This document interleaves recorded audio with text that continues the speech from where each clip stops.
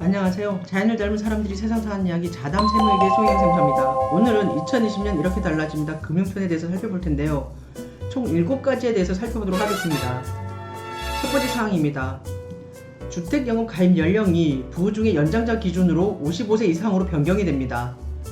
조기 퇴직 등으로 소득 공백 위험이 있는 중장년층의 노후소득을 보장을 하기 위해서 부부 중에 연장자를 기준으로 만 55세가 넘는 경우 가입이 가능하며 3억 원 주택을 55세에 가입할 경우 월 46만 원의 연금액을 평생 동안 수령할 수가 있습니다.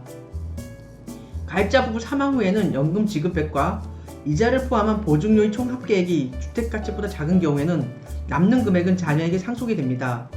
본 제도는 2020년 1분기 중 시행 예정입니다. 두 번째 사항입니다. 온라인 투자 연계 금융업법이 시행이 됩니다. 온라인 투자 연계 금융업법에 대한 법적 근거 마련 필요해서 본 제도가 시행이 되는데요. 주요 내용을 보시면은 첫 번째, 온라인 투자 연계 금융업법을 영위하기 위해서는 온라인 투자 연계 금융업법에 따라 등록을 해야 됩니다. 두 번째, 온라인 투자 연계 금융업자의 정보 공시 의무, 수수료 출시 시 준수 사항 및 이용자 보호 및 건전한 거래 질서를 위한 의무 사항 등이 법적으로 규율이 됩니다.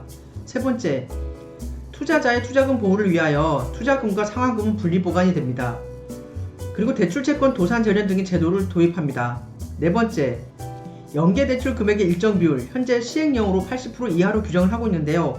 이러한 일정 비율 이상의 투자금을 모집하는 경우에 한해 온라인 투자 연계 금융업자의 자기자본 투자가 허용이 됩니다. 다섯 번째, 해당 업권 법령을 준수하는 내에서 금융기관의 온라인 투자 연계 금융 투자 참여가 가능합니다. 본 제도는 2020년 8월 27일 시행됩니다. 세 번째 사항입니다. 개인 신용평가 체계가 점수제로 전환이 됩니다. 현행 1등급부터 10등급에 해당되는 신용등급제 적용에 따른 문턱효과 해소를 위해 신용등급 대신에 1점부터 1000점에 해당되는 신용점수 활용을 추진을 합니다. 내용을 보시면은 점수제 전환 시 점수를 활용한 보다 유연한 여신 심사가 가능하여 과거 신용등급 활용에 따른 문턱효과가 완화될 예정입니다.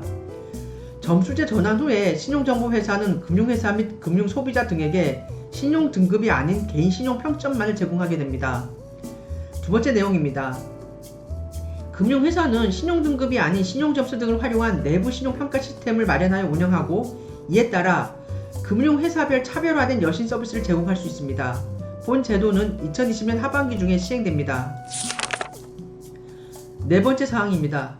소비자가 이해하기 쉽게 보험약관을 개선합니다.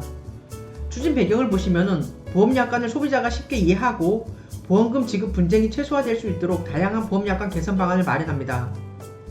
내용을 보시면은 첫 번째, 보험약관의 핵심 내용을 쉽게 이해할 수 있도록 사각화된 약관 요약서를 마련하고 일반 소비자가 쉽게 활용할 수 있도록 약관 이용 가이드북을 신설합니다. 두 번째, 소비자가 오인 가능성이 높거나 보장 내용이 다른 보험 상품명을 정비합니다. 세 번째, 가입 실적이 낮거나 지급 실적이 없는 특약 등의 부가를 제한하고 맞춤형 약관을 교부합니다. 본 제도는 2020년 중에 시행될 예정입니다. 다섯 번째 사항입니다. 불법 사금융 피해 구제를 위한 채무자 대리인 선임을 지원을 합니다. 미등록 및 등록 대부업체를 이용하는 저소득 취약 채무자의 불법 출신 및 최고금리 위반 등 피해에 대한 법률 구제를 활성화하기 위해서 본 제도를 시행을 하는데요. 주요 내용을 보시면은 첫 번째, 채무자 대리인이 선임되면 채권 추심자는 채무자 대리인을 통해서만이 추심이 가능합니다. 두 번째, 불법 추심이나 법정 최고금리를 초과하는 대출 등으로 인한 피해 발생 시에는 손해배상, 부당이득 반환 청구 소송 등도 무료로 지원을 합니다. 본 제도는 2020년 1사분기 중에 시행 예정이고요. 금감원이나 또는 대한법률구조공단 등을 통해서 신청이 가능합니다. 여섯 번째 사항입니다. 온라인 연금계좌 이동 서비스를 시행을 합니다. 2019년 11월 시행된 그 연금계좌 이동 절차 간소화의 후속 과제로 가입자 편의성, 접근성 제고를 위해 PC, 모바일 등을 통해서도 계좌 이동이 가능하도록 통합연금 포털, 즉 금융회사 간 연계 시스템 구축을 추진을 합니다. 주요 내용을 보시면은 가입자가 직접 영업장을 방문하지 않고 금융회사 홈페이지, 앱 등에서도 계좌 이동을 신청할 수 있도록 온라인 계좌 이체 서비스를 시행을 합니다. 즉 통합연금 포털에서 금융회사 홈페이지를 링크할 예정으로 온라인 계좌 이체 채널 구축이 완료된 금융회사부터 순차적으로 개통됩니다. 본 제도는 2020년 1월 말부터 시행됩니다. 마지막입니다. 7번째, 은행의 예대율 산정 방식이 달라집니다. 은행 등의 과도한 가계부채 취급 유인을 억제하고 혁신, 중소기업 등 보다 생산적 분야에 대한 대출 인센티브를 제공을 하기 위해서 본제도를 시행을 하는데요. 현재 은행은 예대율 규제에 따라 전체 원화 예수금에 대한 원화 대출금 비율을 100% 이하로 유지하도록 하고 있습니다. 하지만 2020년부터는 은행의 예대율을 산정을 할 때 가계대출의 가중치를 상향 조정하고 법인대출의 가중치를 하향 조정을 합니다. 즉 현행 가계대출의 그 가중치가 100%에서 115%로 상향 조정이 되고요. 법인대출인 경우에는 현행 가중치가 100%에서 85%로 하향 조정이 됩니다. 본 제도는 2020년 1월 1일부터 적용이 됩니다.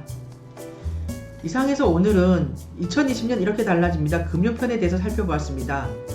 이상의 내용이 여러분에게 많은 도움이 되었으면 좋겠습니다.